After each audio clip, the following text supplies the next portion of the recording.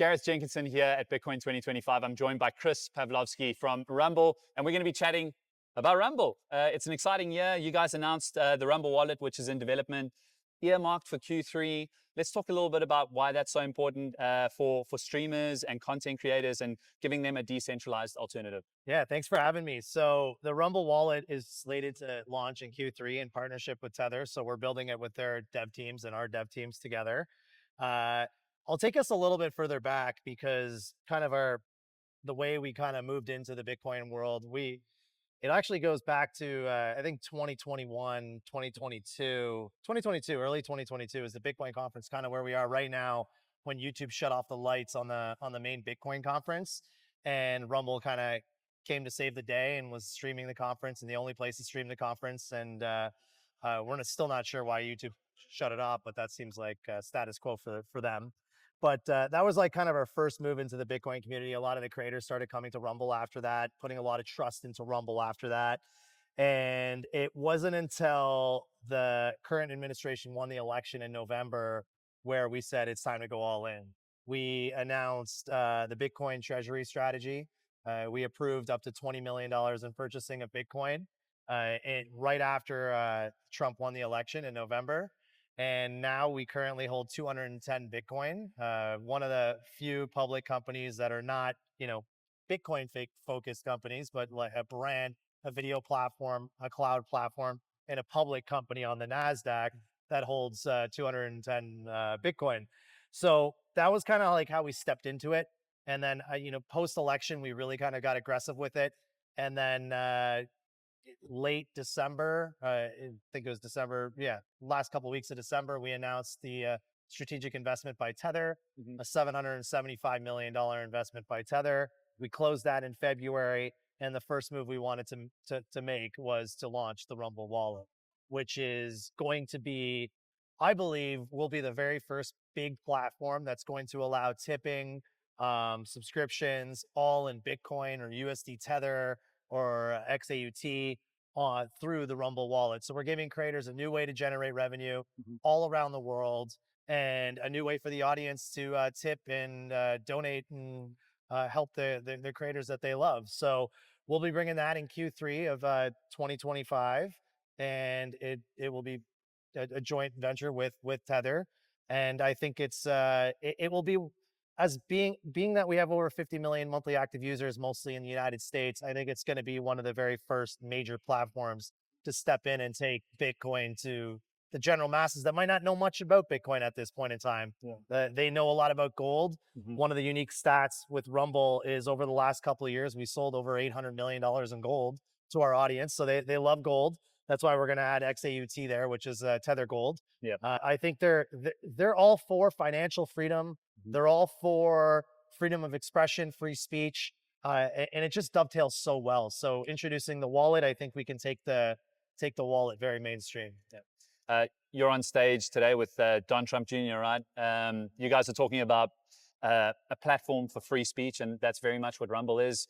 In this day and age, why is that so important? And how do you see the progression of Rumble's growth in the next 5 years? I mean, considering you've got the investment that you have from Tether and the importance of having free speech platforms in general.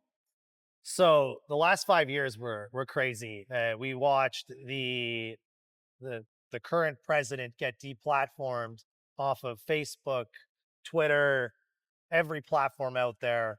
The only platform to support the president, allow him to express his views and opinions, was Rumble. We were the only platform that the president was on. On top of that, we helped, we're the cloud provider for Truth Social, which is his communication tool to get his message out. So free speech has been under attack relentlessly, especially over the last 5 years and with the previous administration. And Rumble was the bastion for holding that over that time. Donald Trump Jr. was actually one of the very first people to use Rumble during the growth phase that we had in 2021. And, shortly thereafter, I guess like half a year later, we saw the president join the platform. But that doesn't, now that the Trump administration is in power, it doesn't mean the rest of the world is following suit. In fact, what we're seeing around the world is getting worse and worse. Europe is going down a very, very ugly path. something that I never thought I would witness. They are violating Article 19 of the Universal Declaration of Human Rights on a daily basis, from the UK to all of the European Union. So it's getting worse and worse. And then you see what's happening in Brazil with speech there. Rumble got shut down recently over there because they didn't like a specific creator talking about their government. Like, you can't have a democracy in any way, in any capacity, without the ability to speak up against the government, without the ability to voice your opinion. So what we're seeing around the world is quite frightening. And I think JD Vance, in his speech in Europe recently, really hit the nail on the head.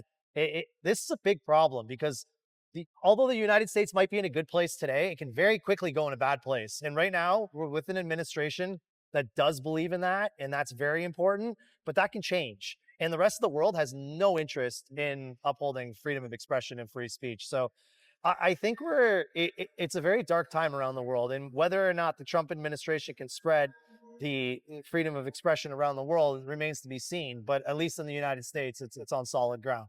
When it comes to providing people a platform for free speech, how difficult is it to balance not censorship, but content moderation and those kind of things? Because part of free speech is being able to say what you want to say, but also be held accountable for the consequences. But the other part of that is giving people the platform, and also just making sure that we're not exposing people to harmful material or giving them a platform to do that. How do you view that? We have a law in the United States. The law is the First Amendment. It's the Yeah. Constitution, and I believe in free speech absolutism. I think that is the absolute best uh, model for the world for spreading. I feel bad speech needs to be opposed with good speech, and you're not going to like every single thing someone says. In fact, I dislike many creators on Rumble. I also love many creators on Rumble, Yeah. and I don't agree with them all. But like, that's what free speech is. It's defending things that you don't like, defending the right of other people to speak even when you don't like it. That's the definition of what I see free speech being. And we're one of the only platforms that does that in a major way. It doesn't mean I'm going to like everything that's being said. And obviously we abide by the laws of the United States. If it's illegal, it's coming down. It's as simple as that. Like, but even Rumble is not free speech absolutist to the core of the First Amendment, although I'd like it to be. But we are constrained by the Apple Store and the Google Store. We're constrained by certain mechanisms in order for us to stay in business. But I like to look at us as bringing that as closely to the First Amendment as possible, and that's what we're doing. There is no platform that is the bastion or the tip of the spear in doing that, and I think that what we've done has had hugely positive impact around the world because of what we've done. Whereas, when you take away speech, it that's not democracy. That's not freedom. That's not a society that I want to live in, or nor do I want my kids to live in that. My last question to you, obviously we're at Bitcoin 2025. You touched a little bit on how Rumble kind of got involved in the Bitcoin movement. How crucial do you see technology like Bitcoin in giving people individual sovereignty and freedom of money? And do you foresee that relationship going forward in kind of perpetuity? Just like I saw Rumble grow over the last 5 years, and just how, free speech became more popular among the masses in the United States and in the world, frankly, I see the same thing happening with Bitcoin. I think it's the same thing in so many ways. It's just a different type of freedom, whether you have freedom of speech Mhm. or you have freedom of finance. Yeah. And that's what Bitcoin offers. No one owns Bitcoin. No one dictates Bitcoin. It's something we can all own together. And it's a way it's a real efficient vehicle to transact. So I think it only grows. I think it only becomes more popular. And companies like Rumble adopting it, using it, not just as a treasury strategy, but making it part of their platform in a way for creators to earn, and a way for viewers to tip, I think is only going to broaden it and grow it. So I see it as an absolute pivotal utility in freedom, just like free speech. I think you said you had 210 Bitcoin on the balance sheet. Are you planning to add a lot more to the balance sheet, especially considering how many Bitcoin treasury companies are kind of forming and going with that? It's something I think about every day. It's obviously we're a public company. We got to go through the right processes and do the right things for our shareholders. But that is definitely a thought that I have all the time.